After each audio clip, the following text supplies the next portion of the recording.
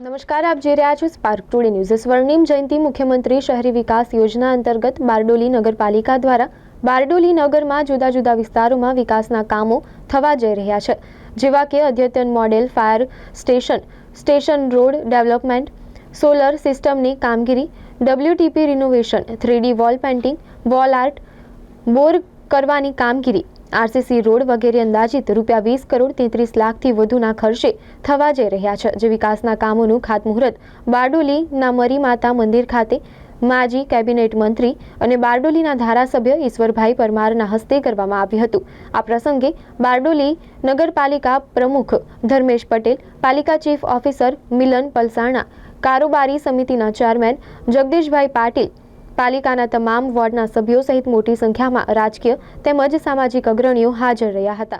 બારડોલી વિધાનસભા મત વિસ્તારમાં સમાવિષ્ટ એવા સરદાર નગરી બારડોલી નગરપાલિકામાં આજે વિકાસના કામોનું ખાતમુહૂર્ત કરવામાં આવ્યું છે। 14 જેટલા વિકાસના કામો અને 20 કરોડથી વધુ રકમના કામોનું આજે ખાતમુહૂર્ત કરવામાં આવ્યું છે। આ ખાતમુહૂર્તમાં અદ્યતન ફાયર સ્ટેશન, ત્યારબાદ સ્ટેશન રોડનું નવીનીકરણ અને એના ડિવાઈડર ઉપર 1928માં જે બારડોલીનો સત્યાગ્રહ થયેલો ના કરની લડતનો, એની થીમ ઉપર આ બનાવવામાં આવનાર છે। અને બીજા બધા જુદા જુદા વિકાસના કામો જેવા કે સોલાર સિસ્ટમ, RCC રોડ, ડામર road, box drain, RCC pipe, ગટર લાઇનનું કામ, આ તમામ 14 જેટલા કામોનું આજે બારડોલી નગરપાલિકા ખાતે એનું ખાતમુહૂર્ત કરવામાં આવ્યું છે। આવનારા ખૂબ જ ટૂંકા સમયમાં આ વિકાસના કામો શરૂ કરવામાં આવશે।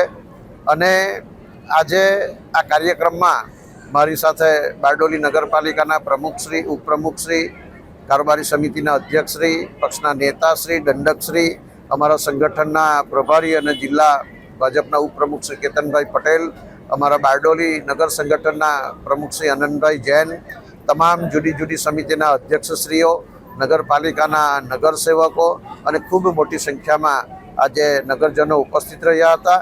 અને 14 જેટલા કામો અને 20 કરોડથી વધુના કામોનું આજે લોકાર્પણ કર્યું છે। અને આ નગરપાલિકાની સમગ્ર ટીમને આ વિસ્તારના ધારાસભ્ય તરીકે હું ખૂબ ખૂબ અભિનંદન પાઠવું છું।